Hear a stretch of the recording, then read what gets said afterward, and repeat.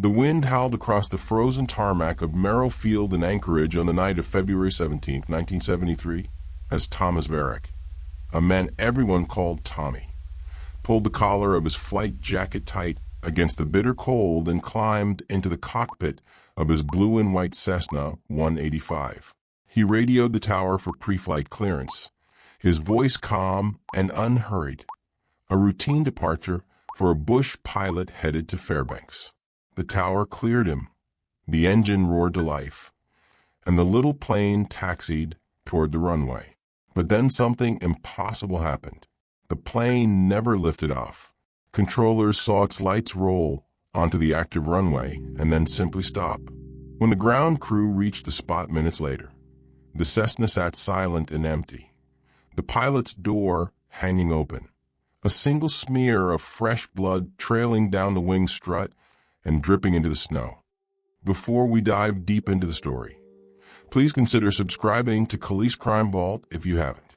It's greatly appreciated and keeps similar solved cold case stories coming your way. Tommy Verek had vanished into the Alaskan night without a trace. For 43 years, the case remained an unsolved enigma, until a shocking confession from a dying woman in a nursing home in Nome finally unspooled a tale of secret identities, stolen gold, and a murder disguised as an impossible disappearance. The small, tight-knit community of Anchorage in the early 1970s was a place where bush pilots were treated like modern-day explorers, men who danced with the weather and cheated death on a weekly basis. Tommy Verek was among the best of them, a 34-year-old former Air Force mechanic who had moved up from the lower 48 after a quiet divorce and built a reputation for reliability and nerve. He flew supplies to remote mining camps, transported trappers and their pelts, and occasionally carried packages that no one asked too many questions about. He was handsome in a rugged, wind-burned way, with pale blue eyes that seemed to hold the reflection of the glaciers, and he tipped generously at the bars along 4th Avenue. No one could remember him ever raising his voice or making an enemy. He rented a small cabin on the outskirts of town, kept himself, and paid his bills in cash. So when his abandoned aircraft was discovered on that frigid runway, the initial assumption was not foul play, but accident. The investigators from the Anchorage Police Department and the National Transportation Safety Board arrived with the expectation that Tommy had stumbled out disoriented, maybe suffering from carbon monoxide poisoning, and wandered off into the snow to die. A thorough search of the airfield and surrounding woods turned up nothing. No footprints, no discarded clothing, no body. The blood on the wing was type O positive, Tommy's own type, but the quantity was minimal, barely enough to suggest a serious wound. It was as if he had stepped out of the cockpit and been plucked from the earth. The first wave of the investigation focused on his personal life, and that was when the detectives from the Anchorage field office began to realize they were dealing with something far stranger than a missing person. Tommy Verek, it turned out, was not exactly who he claimed to be. He had no living relatives listed, no emergency contacts, and the Social Security number he had used for his pilot's license traced back to a man who had died in infancy in Ohio in 1939. His rental cabin contained almost nothing of a personal nature, just a neatly made bed, a stack of aviation charts, a shortwave radio, and a locked metal footlocker that, when forced open, revealed a leather-bound journal written in a cipher that no one could crack, a stack of $100 bills totaling nearly $12,000, and a faded photograph of a woman with a baby standing in front of a general store in a town the detectives couldn't identify. There were no letters, no address books, no photographs of himself. The walls were bare. The kitchen cabinets held only a can of coffee and a tin of pilot bread. It was the home of a man prepared to disappear, or a man who had never truly existed in the first place. Word of the strange discovery spread through Anchorage's aviation community, and the rumors began to swirl like snow devils across a frozen lake. The weeks turned into months, and the case grew colder than the ice on the Nick arm. The FBI was called, and when it was discovered that Tommy's flight logs had been meticulously falsified for at least 2 years. According to the official records, he had logged almost no miles at all during the months when witnesses swore they had seen him loading cargo at remote airstrips from Bethel to Barrow. His plane's tachometer and hour meter did not match the logbooks, suggesting he had been flying under the radar, landing on unregistered strips and possibly transporting something or someone that required total secrecy. Rumors tied him to gold smuggling out of the Nome mining district.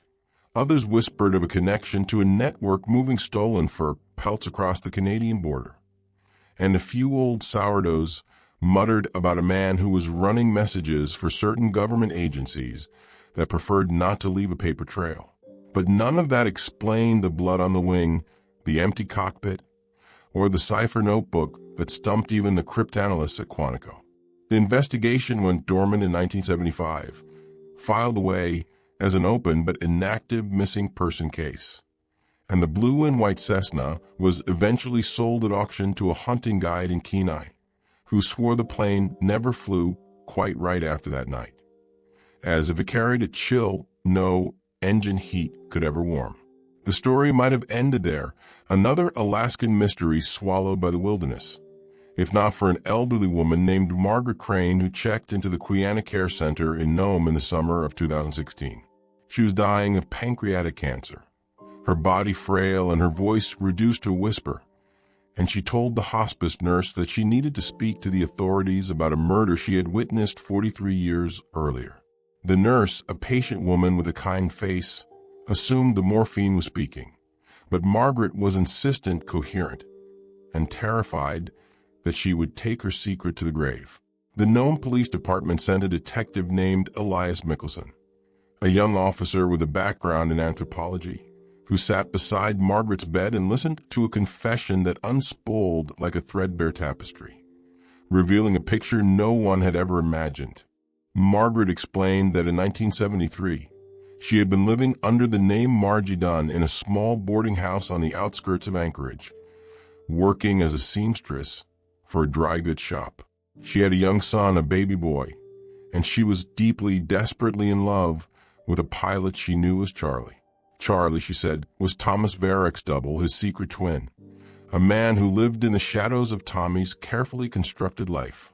According to Margaret, the two men were not just brothers but partners in a scheme so audacious that it had taken her 4 decades to find the courage to speak of it.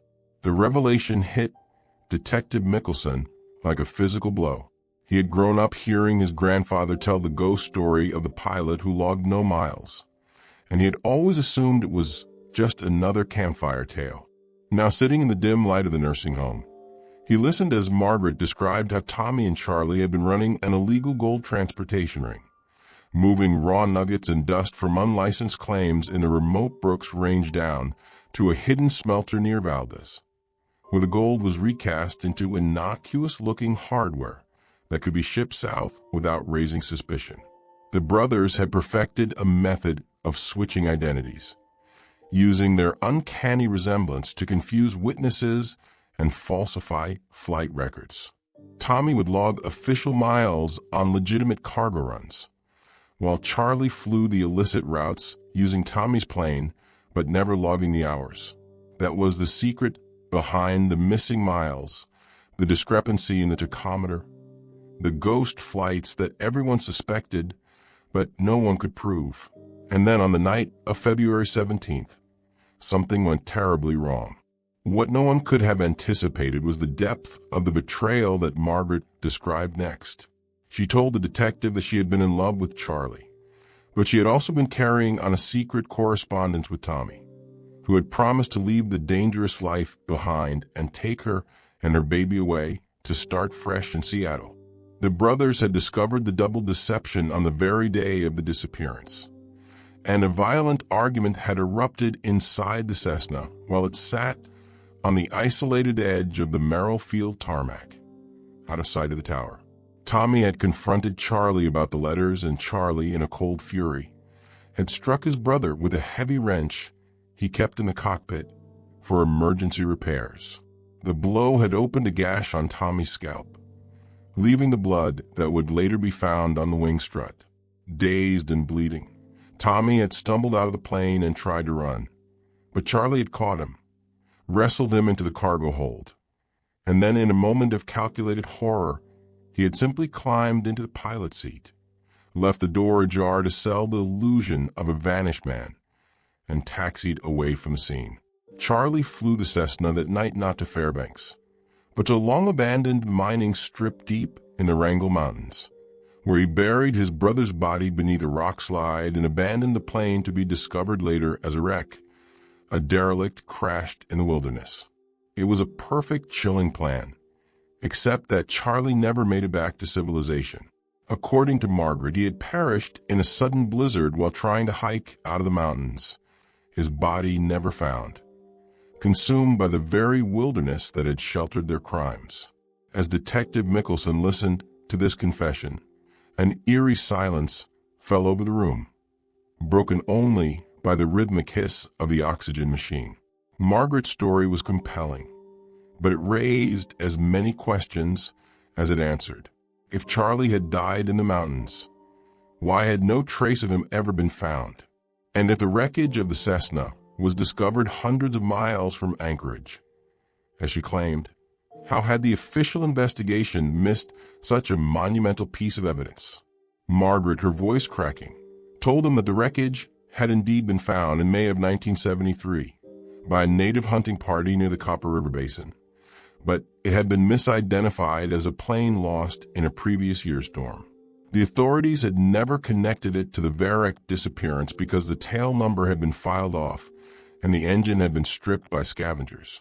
The hunters had taken a few souvenirs, a seat cushion, a piece of the instrument panel, and left the rest to rust. Margaret knew this because she had seen the items years later in a trading post in Glen Allen and recognized the torn upholstery from a plane she had helped Charlie clean just days before the murder. She had kept silent out of fear that she would be implicated in the crimes, fear that she would lose her son, fear of the man who had once told her that if she ever spoke, he would find her, even from beyond the grave. The arrest that shocked the community, however, was not the unearthing of a long-dead conspirator. It was the arrest of Margaret Crane herself. As Detective Mickelson pressed for more details, inconsistencies began to emerge in her narrative. She described the murder with such vividness, such sensory precision, the cold of the wrench handle, the smell of aviation fuel, the sound of Tommy's skull hitting the metal strut, that it became clear she was not recounting a story she had been told. She was recounting a memory. Mickelson, relying on his training, gently led her through the timeline again. And this time she slipped, saying that she had been inside the plane when the argument started, that she had held the baby and watched the brothers fight, that she had screamed at Charlie to stop, but he had turned on her with the wrench and warned her that if she ever told a soul, she would join Tommy in the ground. In that moment, the truth broke through the carefully constructed fiction she had maintained for 43 years.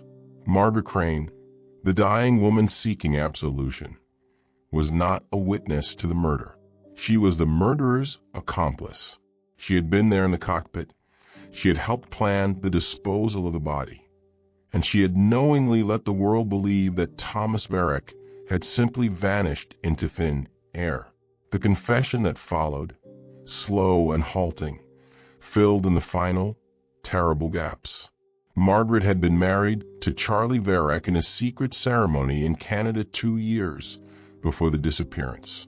They had a son together, the baby in the photograph found in the footlocker. The cipher journal was hers, a record of the gold transactions that she had kept in a homemade shorthand to protect their operation. The photograph was taken in front of a general store in Eagle, where they had briefly lived under false names. She had lied about Charlie dying in the blizzard. The truth was far more sinister. After killing his brother and burying the body, Charlie had flown the Cessna to a remote lake, sunk the plane in shallow water, and then returned to Anchorage with Margaret and the baby. They had driven to Haines and taken a ferry south, eventually settling in Oregon under yet another name. Charlie had lived for another 22 years, a quiet, unremarkable life as a mechanic, before dying of a heart attack in 1995, taking his secrets to the grave. Margaret had only decided to confess because she was dying and wanted to clear her conscience. But even in her confession, she had tried to twist the story to paint herself as a victim of circumstance rather than a participant in a brutal crime. She had hoped to pin the murder on her dead husband and die with her reputation intact. But the detective's careful questions had unraveled her. The community of Anchorage, when news of the arrest broke, was plunged into a state of collective shock. The story of Thomas Verek had been a local legend for so long that it had taken on the quality of myth. Parents had told their children about the ghost pilot who still taxied his plane on moonless nights. And now that ghosts had been given a name, a face, and a cold, hard reality, the investigation reopened with vigor, used Margaret's confession to locate the remains of Thomas Verek. A team of forensic anthropologists, guided by our descriptions, combed the Wrangell Mountains until they found a small cairn of stones that marked a shallow grave. The body inside was little more than a skeleton, the skull showing a clear fracture consistent with a blow from a heavy object, the leather flight jacket still wrapped around the bones, the wings pinned to the collar, identifying him as a licensed pilot. The discovery brought a measure of peace to the few who still remembered Tommy, the old-timers at the airfield who had never stopped wondering what had happened to their friend. But it also opened a deep wound, a sense of betrayal that cut through the quiet corners of the town. How could a woman live with such a secret for 4 decades, raise a son, tend a garden, attend church, and never once let the truth slip? The courtroom drama that followed was subdued by the simple fact that Margaret Crane would not live to see a trial. Her cancer had progressed to its final stages, and she was deemed too ill to be transported to a federal facility.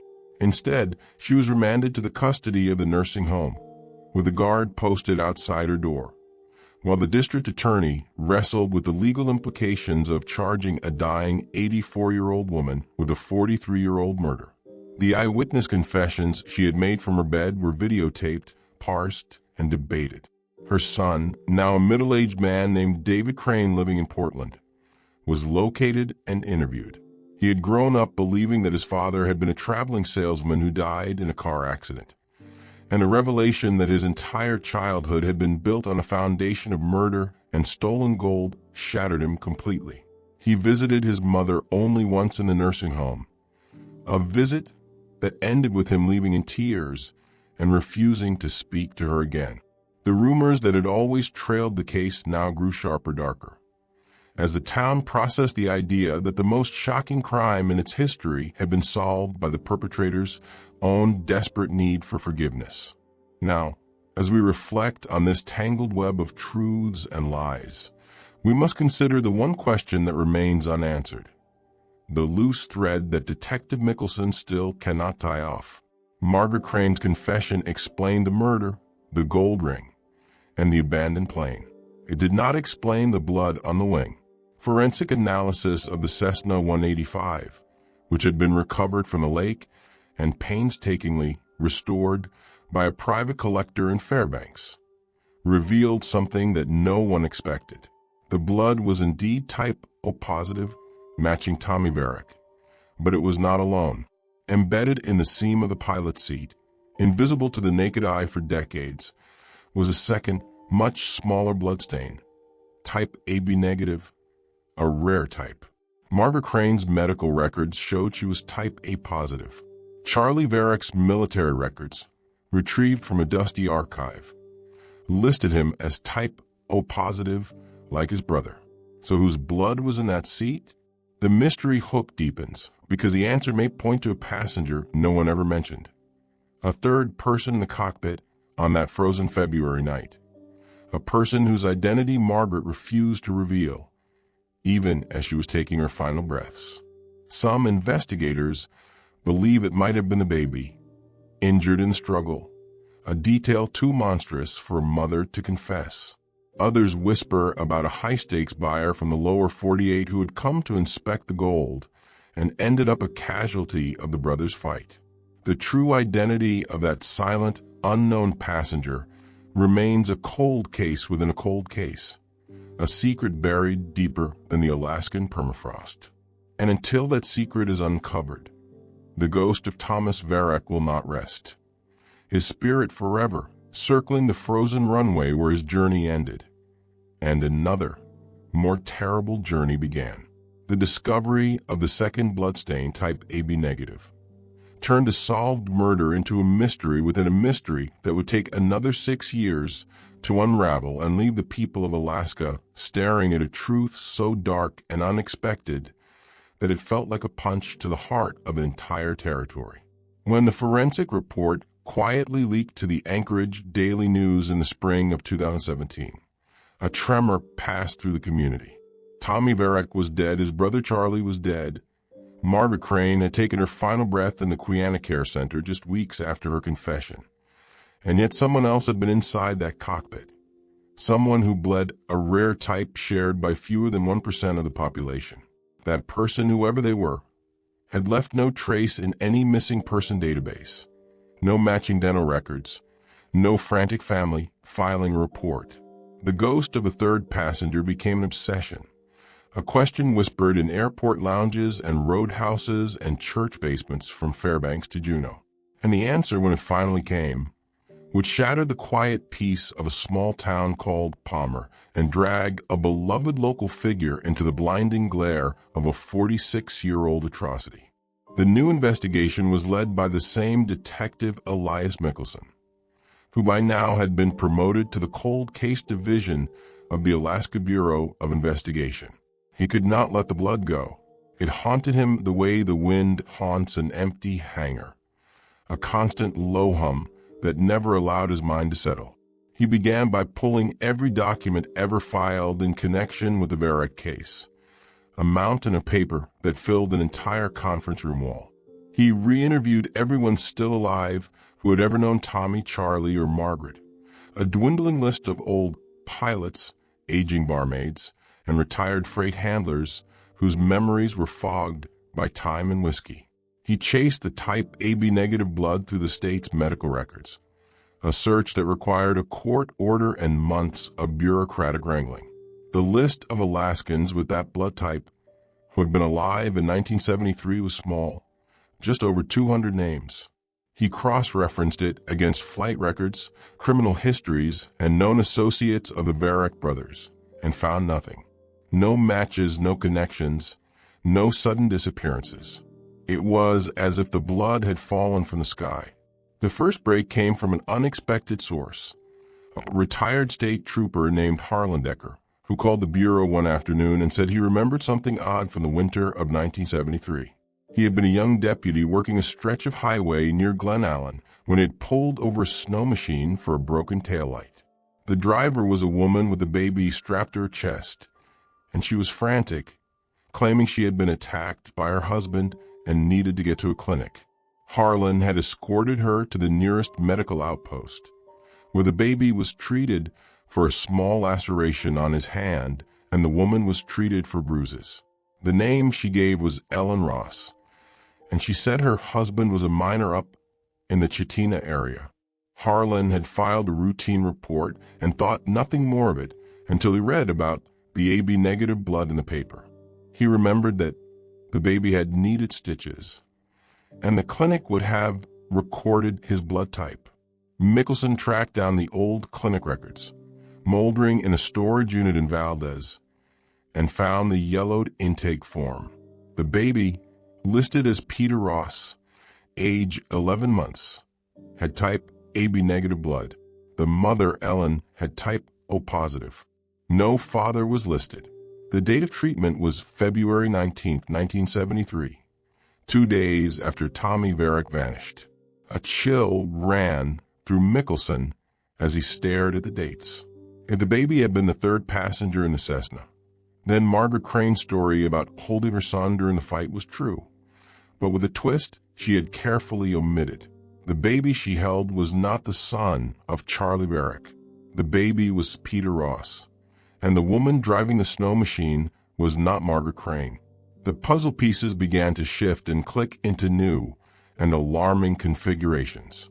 Mickelson located Peter Ross, now a 46-year-old hunting guide living in the Matanuska Valley, a quiet, well-respected man who had no idea he had any connection to the Verek case. When the detective sat down with him in his modest log home in Palmer, with the Chugach Mountains standing sentinel in the window, Peter listened with growing bewilderment to the story of the blood, the plane, and the missing pilot. He had been raised by his mother, Ellen, who had died of a stroke in 2005. She had told him his father was a miner who had died in a cave-in when he was a baby. He had never questioned it, never had reason to. But as Mickelson showed him the evidence, Peter's face went pale, and he said something that made the detective's blood run cold. He said his mother had always kept a locked box in her closet, a box he had never opened even after her death, because she had made him promise to bury it with her. He had kept that promise. The box was underground in the Palmer Cemetery, 6 feet deep, sealed for eternity. Or so Peter thought. The shock that stunned the community of Palmer arrived on a cold October morning, when a judge granted a warrant to exhume Ellen Ross's coffin. The cemetery sits on a gentle slope overlooking the Pioneer Peak, a peaceful place where families have laid their loved ones to rest for 100 years. The exhumation drew a crowd of locals who stood behind yellow tape, their breath steaming in the air, watching as a backhoe carefully scraped away the soil. The coffin was lifted, the seal broken, and inside, resting atop the simple white burial dress, was a small tin box, rusted but intact.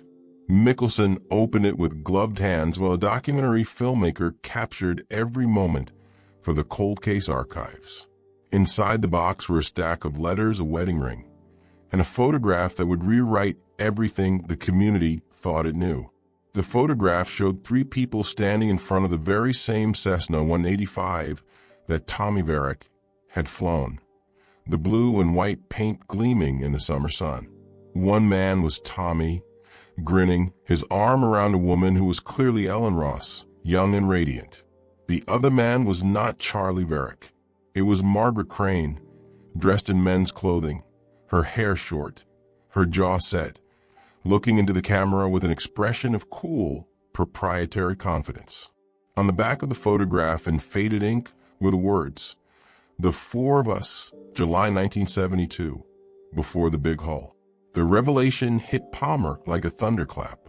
Margaret Crane and Ellen Ross were not rivals or strangers. They were partners, 2 women deeply in love, running a scheme so audacious that it had been hidden in plain sight for nearly half a century. The letters, dozens of them, detailed a passionate romance between Margaret and Ellen, a relationship conducted in secret because of the era's unforgiving attitudes. They had met at a roadhouse in Fairbanks in 1971, and together they had devised the gold smuggling operation, using their relationships with the Verek brothers as cover. Tommy had been Ellen's husband, not Margaret's lover. Margaret had married Charlie, but her true allegiance was to the woman she called her soulmate. The brothers had been the pilots, the muscle, the public faces, while the women had organized the buyers, laundered the money, and planned every route. The photograph was taken at a small airfield near Talkeetna, and the mysterious 4th person referred to as Peter, the baby, held just out of frame in Ellen's arms. The blood in the cockpit was Peter's, from a cut he received when the wrench that struck Tommy glanced off the metal frame and nicked the baby's hand, a detail Margaret had erased from her confession to protect the secret of her love. The community of Palmer, a town built on pioneer grit and neighborly trust, was left reeling. Peter Ross, the quiet hunting guide everyone knew and liked, was now revealed to be the child at the center of one of the state's most infamous crimes. The baby whose blood had cried out for justice from a submerged airplane. And his mother, Ellen, the woman who had baked pies for church socials and volunteered at the school, had been a mastermind of a criminal conspiracy that ended in murder. The letters exposed a plan that was already in motion before the fatal night. Thomas Verek had discovered the full extent of the gold operation and had threatened to go to the authorities. He was not a victim of a sibling rivalry gone wrong, but a man who had decided to do the right thing and paid for it with his life. Margaret and Ellen, along with Charlie, had conspired to eliminate him. Margaret's deathbed confession had been a masterwork of misdirection, casting Charlie as the sole killer and herself as a frightened bystander, while protecting Ellen completely by never mentioning her existence. Ellen Ross had lived her entire life in Palmer as a grieving widow, a pillar of the community, and no one ever suspected the truth. As the news spread, the whispers in Palmer's coffee shops and hardware stores grew into a roar of disbelief. People who had known Ellen Ross for decades struggled to reconcile the woman they remembered, the kind-eyed mother who always had a plate of cookies for the neighborhood kids, with the cold calculation revealed in her letters. She had written in one particularly chilling passage that Tommy's conscience had become a liability and that he had to be removed from the equation, a cold, surgical phrase that made investigators shudder. Another letter detailed how she and Margaret had stood at the edge of the frozen tarmac and watched Charlie strike his brother down, how Ellen had screamed when she saw blood on her baby's hand, and how Margaret had grabbed her and pulled her into the plane, telling her to be quiet if she wanted to live. The baby's wound had been small, but it had bled profusely, leaving the stain that would become the undoing of them all. After the murder, Charlie flew the plane to the remote lake, sank it, and then hiked out with Margaret and Ellen and the baby, a 4-day ordeal through deep snow that nearly killed him. Ellen took the baby and fled to Glen Allen, filing the report with Harlan Decker to establish cover story, while Margaret and Charlie continued to Oregon. The women planned to reunite someday, but fear and time pulled them apart, and Ellen built a new life in Palmer, holding her secret close until her dying day. The most shocking detail, however, was yet to come, and it would stun everyone in the town to their core. Among the letters in the tin box was a final envelope, sealed and marked to Peter, to be opened after my death. It had never been delivered because Ellen's death had been sudden, and Peter had honored her wish to bury the box unopened. Now, with the envelope in the hands of the authorities, a judge ordered it read. The letter was a full confession, written in Ellen's own hand, dated just a month before her stroke. In it, she admitted everything, but she also revealed the truth that no one had anticipated. Thomas Verek, she wrote, was not just her husband, he was the father of her child. Peter was Tommy's son. The reason Tommy had decided to expose the gold ring was not just a crisis of conscience. It was because he had found out that Ellen and Margaret were lovers, that the marriage was a sham, and that they planned to take his son and disappear with the gold, leaving him with nothing. The confrontation in the cockpit had been a fight over Peter, a father trying to save his child from a life built on lies. And the wrench blow that killed him had been swung not by Charlie, but by Ellen herself, who had grabbed the tool in a moment of panic and struck Tommy in the head with a force born of pure desperation. This revelation turned the case on its head. The murder was not a calculated execution by one brother against another. It was a chaotic, violent act committed by a mother protecting her secret and her future, witnessed by her lover and her lover's husband, and covered up by all of them.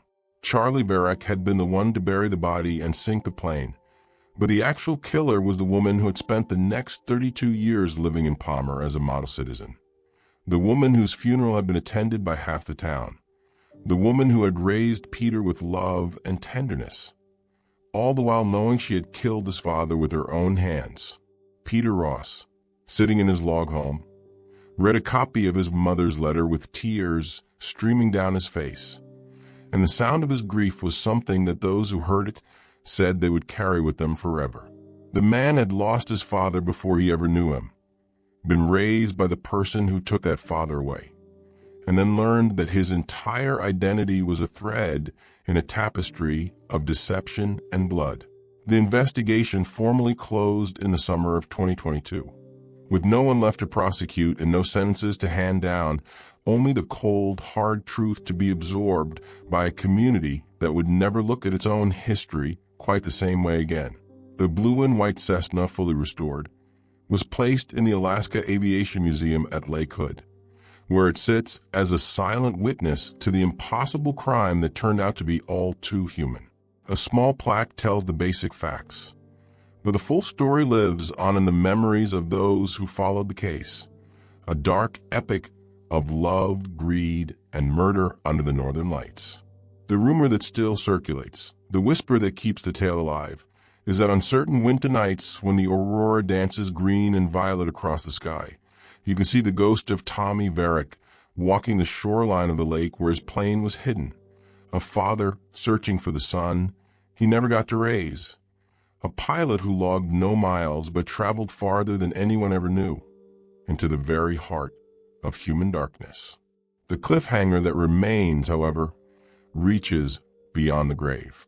In the final pages of Ellen Ross's confession letter, there was a mention of a cache of gold, the original haul from the 1972 season, that she and Margaret had buried in a location known only to them. Margaret, in her nursing home ramblings, had hinted at it, but never gave coordinates. Ellen's letter said it was hidden in a place that Peter would understand when the time was right, a phrase that has driven treasure hunters to comb the Matanuska Valley and the Talkeetna Mountains with metal detectors and old maps.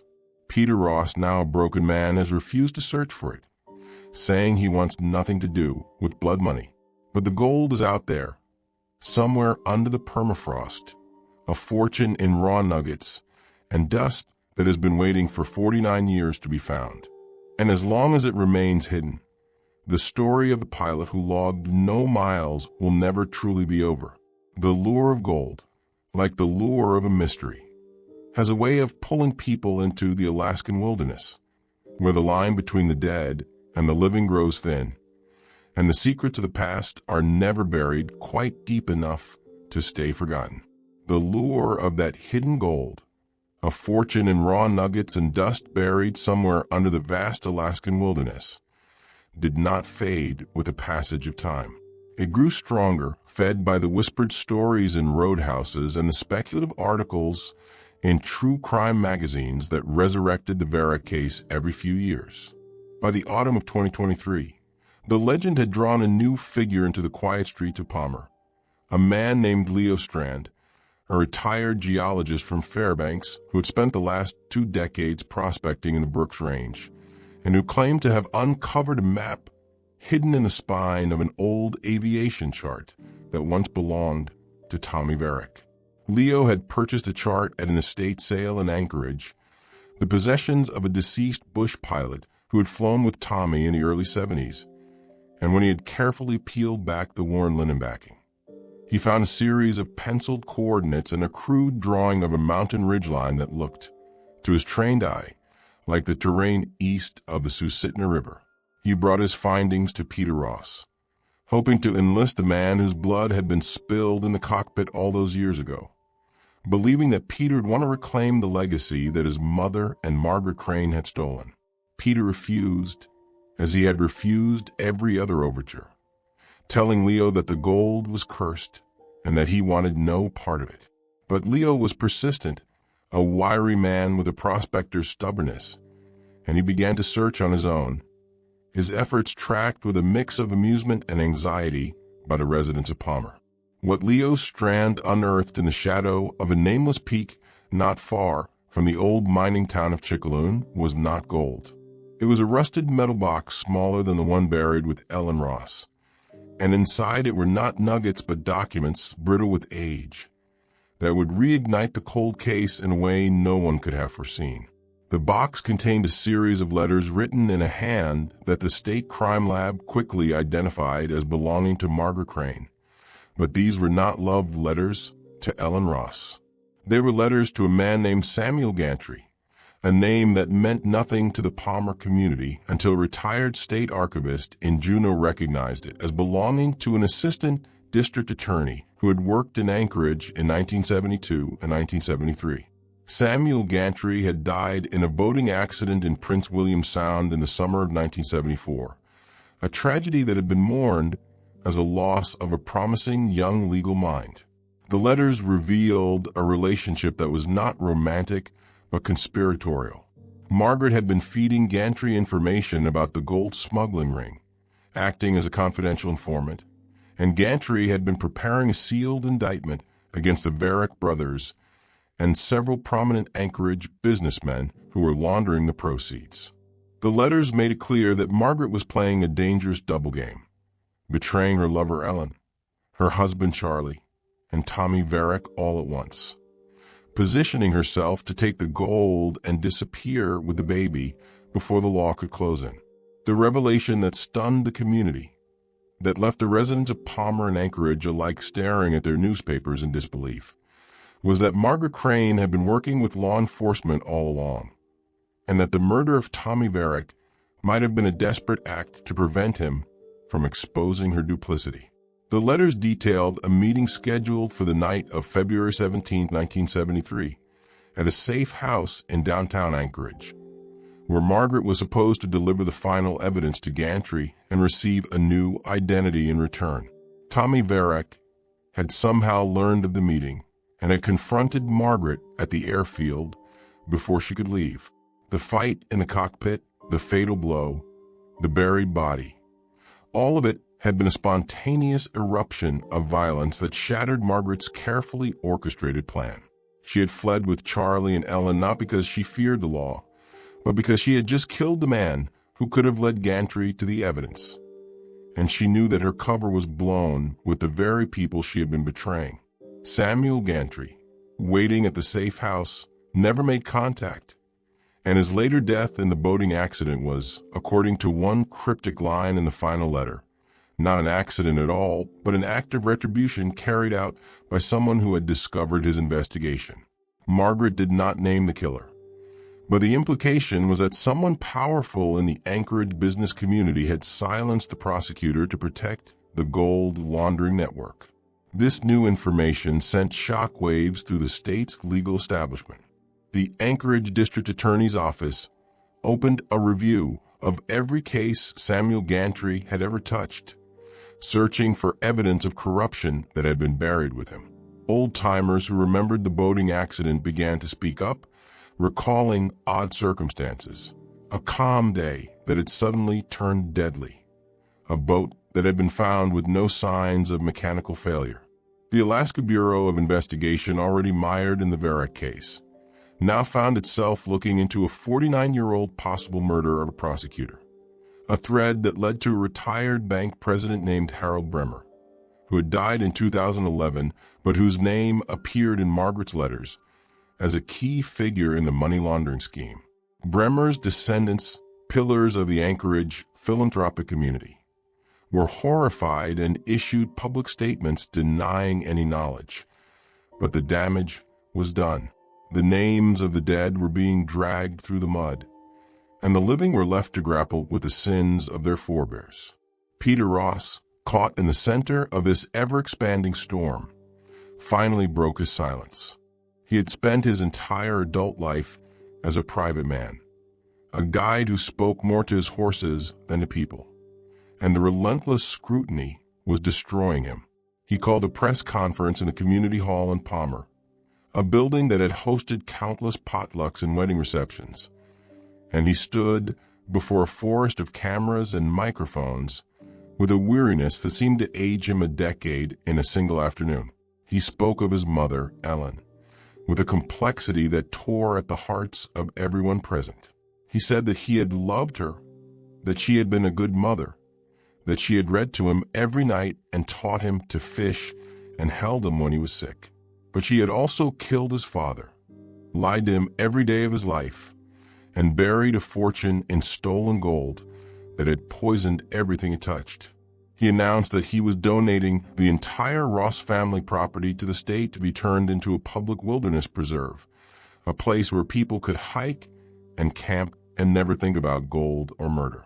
And then he said something that silenced the room, a revelation that no one saw coming.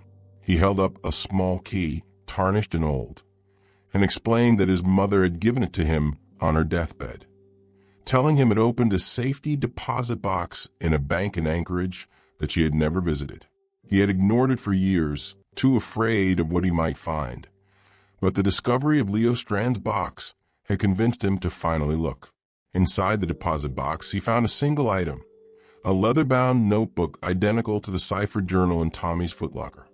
But this one was fully written in plain English, and it contained Margaret Crane's complete, unvarnished confession, written in the weeks before her own death and mailed to Ellen with instructions to keep it hidden forever. The notebook was released to the public, and its contents were more explosive than anything that had come before. In it, Margaret admitted that she had been the one who killed Samuel Gantry, sabotaging his boat on the orders of Harold Bremer, who had paid her handsomely for the deed. She admitted that the gold cash was not a single pile of nuggets, but a series of safety deposit boxes spread across banks in 3 states, filled with laundered cash and gold certificates that had been accumulating interest for half a century. And she admitted the darkest secret of all, the truth that shattered the community's last illusions. Peter Ross was not Tommy Verek's son. Ellen had lied in her letter to protect Peter from an even more terrible legacy. Peter's father was Harold Bremer, the corrupt bank president who had orchestrated the entire laundering operation and who had been carrying on a secret affair with Ellen while she was still married to Tommy. The baby in the cockpit, the child whose blood had stained the seat, was the product of that illicit union, and the fight that killed Tommy Verek had erupted when he discovered not just the gold smuggling, but the paternity of the boy he had believed was his own. The hall erupted in a chaos of shouted questions and flashing cameras. But Peter simply turned and walked out the back door, disappearing into the woods behind the building. He has not been seen in public since. Some say he fled to Canada. Some say he is living off the grid in the Brooks Range, and some whisper that he finally found the gold and used it to vanish completely. The truth of his whereabouts remains unknown, a final mystery layered atop a mountain of mysteries. A quiet man carrying the weight of sins that were committed long before he could walk. And somewhere in the Alaskan wilderness, under a cairn of stones or in a safety deposit box that has not been opened in 50 years, the fortune in gold still waits, its gleam undimmed by time or tragedy. A siren call to the next generation of treasure hunters who will surely come, drawn by the eternal hope that this time, the secrets of the past will finally give up their treasure. The years that followed the revelations in the Palmer community hall passed with a heaviness that the residents of the Matanuska Valley had never known before, a weight that settled into the soil and the silence of the long winters and refused to lift. The town of Palmer, founded by colonists during the New Deal, had always prided itself on its resilience and its neighborly bonds. But the Verek case and its endless, branching tendrils of corruption, murder, and betrayal had stained that pride with a dark ink that no amount of time seemed able to fade. Families that had lived side by side for generations found themselves looking at one another with new, uncertain eyes, wondering what secrets might be buried beneath the foundations of the barns and the churches and the quiet, unassuming homes.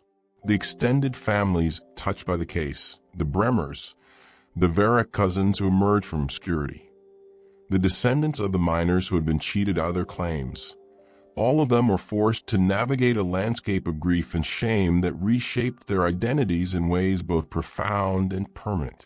The discovery that Harold Bremer, the patron saint of Anchorage's cultural institutions, had been a mastermind of a gold laundering empire, and the secret father of Peter Ross sent the Bremer family into a spiral of legal battles, public apologies, and a desperate campaign to salvage their name through an unprecedented program of charitable giving aimed at mental health services and historical preservation.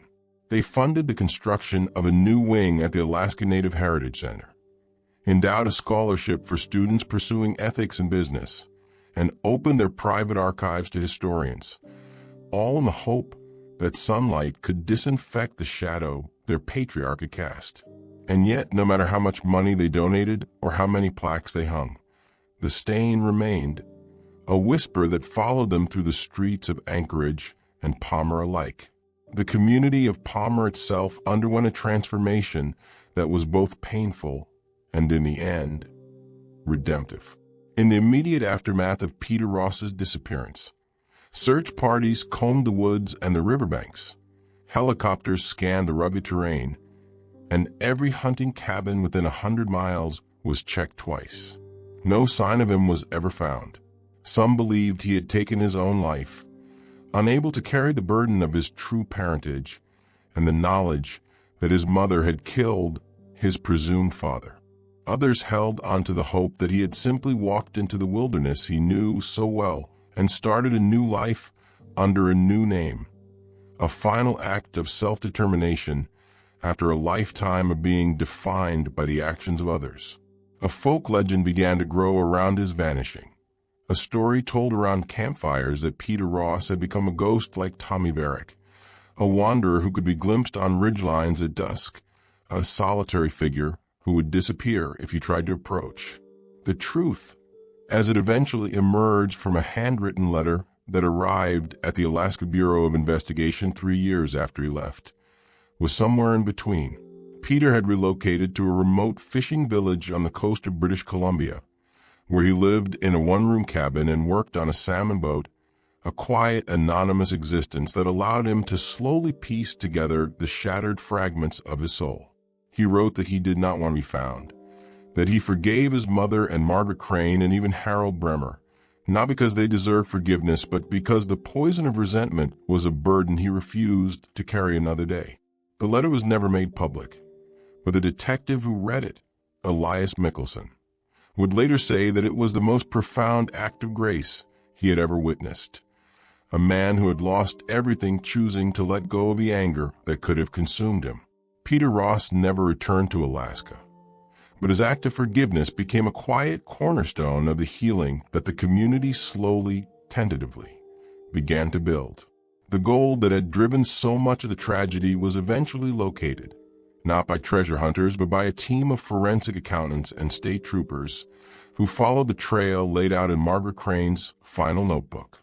The safety deposit boxes in banks in Anchorage, Seattle, and Portland yielded a fortune in gold certificates, bearer bonds, and carefully wrapped nuggets that had been accumulating value for half a century. The total sum, once liquidated and adjusted for inflation, was nearly $4 million, a staggering amount that posed a profound legal and moral question. To whom did this blood money belong? The original miners and their descendants were scattered across Alaska and the lower 48, many of them unaware that their ancestors had ever been robbed. The state established a claims process that took another 2 years to adjudicate, and in the end, after all legitimate claims were paid and legal fees were settled, a residue of just over $1 million remained unclaimed. The Alaska legislature, in a rare moment of bipartisan unity, voted to use those funds to establish the Thomas Verek Memorial Fund, a perpetual trust dedicated to supporting the families of bush pilots who die or are disabled in the line of duty, and to funding aviation safety programs for the remote communities that depend on those pilots for their very survival. The blue and white Cessna that had been the silent witness to so much horror became the centerpiece of a traveling educational exhibit that visited schools and community centers across the state, teaching young Alaskans about the history of aviation, the dangers of greed, and the importance of integrity in the face of temptation. The funeral for Thomas Verek, held 47 years after his death, was a moment of profound catharsis for the entire territory. His remains, recovered from the shallow grave in the Wrangell Mountains, had been held in the state morgue while the legal battles raged.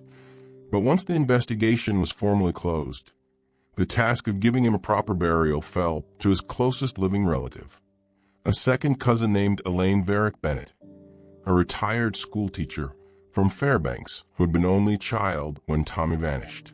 She organized a service at the Anchorage Memorial Park Cemetery, and on a bright, cold morning in May, the people of Alaska came to pay their respects. Bush pilots flew a missing man formation over the gravesite, their wings dipping in tribute. The governor issued a proclamation honoring Tommy's memory. Veterans of the Alaska Air National Guard presented a folded flag. Elaine spoke of the uncle she barely remembered, a man who loved the sky and whose integrity had cost him his life. The service was broadcast on public radio and in living rooms and roadhouses across the state. Old-timers wept unashamedly for the pilot who had finally come home. The headstone, a simple slab of Alaskan granite, was engraved with a single word beneath his name: integrity. It was, in the words of the minister who conducted the service, the quality that had been Tommy's undoing, but also his eternal gift to the community that would honor his memory for generations to come. The families directly touched by the case have carried their wounds into the present day with a dignity that commands respect. The Bremer descendants, having weathered the storm of public outrage, have continued their philanthropic work with a quiet determination, never seeking praise, never making excuses for the past. They know that no amount of charity can erase what was done, but they believe that the only moral response to inherited guilt is to dedicate one's life to making the world better, not as an act of atonement, but as an act of defiance against the darkness. The Ross family, what little remains of it, is represented now by Peter's distant cousins in Oregon, who have chosen to remember Ellen not for her crime, but for the love she gave her son, a complicated and deeply human legacy that defies easy judgment. The Verek cousins scattered across the Pacific Northwest have become advocates for cold case funding, lobbying state governments to allocate resources for the resolution of old murders, and their efforts have already led to the closure of 2 other long-dormant cases in Washington and Montana. In this way, the tragedy of one man's death has rippled outward, creating a wave of justice that continues to wash over the forgotten corners of the past. The town of Palmer, now a generation removed from the initial shock, has found a way to integrate the story into its identity without being defined by it. The community hall where Peter Ross gave his final press conference has been renovated, and a small plaque near the door commemorates the event not as a spectacle of scandal, but as a moment of reckoning, a reminder that truth, no matter how painful, is the bedrock of a healthy society. The local historical society offers a walking tour that includes the old airfields, the Ross family property, which is now the Pioneer Peak Wilderness Preserve, and the graveyard where Ellen Ross rests, not far from the memorial to Tommy Verek. The tour guides, many of them young people who were not yet born when the case was solved, tell a story with a balanced tone, emphasizing the complexity of human nature and the enduring consequences of choices made in moments of passion. They speak of the gold and the betrayal and the blood, but they also speak of the resilience of the community, the courage of the investigators, and the grace of Peter Ross, a man who lost everything and chose to forgive. The advice that this story offers to the younger generation, to the sons and daughters of Alaska who will inherit the land and its legends, is a sobering one. The Verek case is not a simple tale of good versus evil, though evil was certainly present. It is a story about the way that secrets grow in the dark and eventually burst forth with a destructive power that spares no one. It is a warning that the pursuit of wealth, when divorced from ethics, leads not to prosperity but to ruin, that the gold that glitters in the imagination often turns to lead in the hands. It is a lesson in the danger of living a double life, of constructing a false identity to shield oneself from a truth, because the truth has a way of finding the cracks and seeping through, no matter how carefully the facade is maintained. To the young people who hear this tale, the message is this: the past is never as distant as it seems. The choices made by your grandparents and great-grandparents are still shaping the world you live in today. And the choices you make will shape the world your grandchildren inherit. There's no such thing as a secret that stays buried forever. The Alaskan wilderness, for all its vastness, cannot hide a lie indefinitely. The permafrost preserves, but it also releases. And what was frozen in silence can thaw in the glare of a determined search for justice. The reality of this story is that the community of Palmer and the larger community of Alaska are still healing from wounds that were inflicted half a century ago. And that healing is not a linear process, but a spiral that returns again and again to the same pain before it finally moves upward. There are still nights when the wind blows down from the Nick Glacier and the old-timers feel a chill that has nothing to do with the temperature. There are still children who grow up hearing the ghost story of the pilot who logged no miles and ask their parents if it really happened. And the parents must decide how much of the truth to tell. The extended families bound together by blood and betrayal have learned to coexist with a history that cannot be changed, and they have found a kind of peace in the simple act of moving forward, day by day, with honesty as their guide. The Thomas Verek Memorial Fund has now helped over 200 families of bush pilots in distress, and every time a check is written or a safety seminar is held, a little bit of light is pushed back against the darkness of that frozen night in 1973. The blue and white Cessna, restored and shining, has become a symbol not of death, but of endurance, a testament to the fact that even a machine that witnessed murder can be redeemed and put to good use.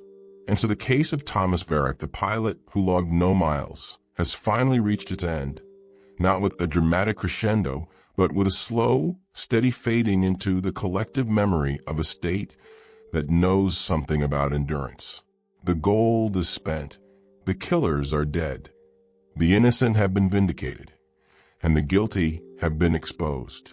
What remains is the story itself, a narrative that will be told and retold, its edges smoothed by time, its lessons absorbed into the moral fabric of a community that chose to face the worst of its past and emerge, battered but unbroken, into the light. The cliffhanger that once kept viewers on the edge of their seats has been resolved, but the deeper mystery, the mystery of how ordinary people can commit extraordinary evil and yet still find a path to redemption, will never be fully solved. That mystery lives on in the heart of every person who hears this tale, a quiet, persistent question that asks not only what happened, but what we ourselves would have done, and who we might have become if we had stood on that frozen runway so many years ago, with the northern lights burning overhead and the future hanging in the balance.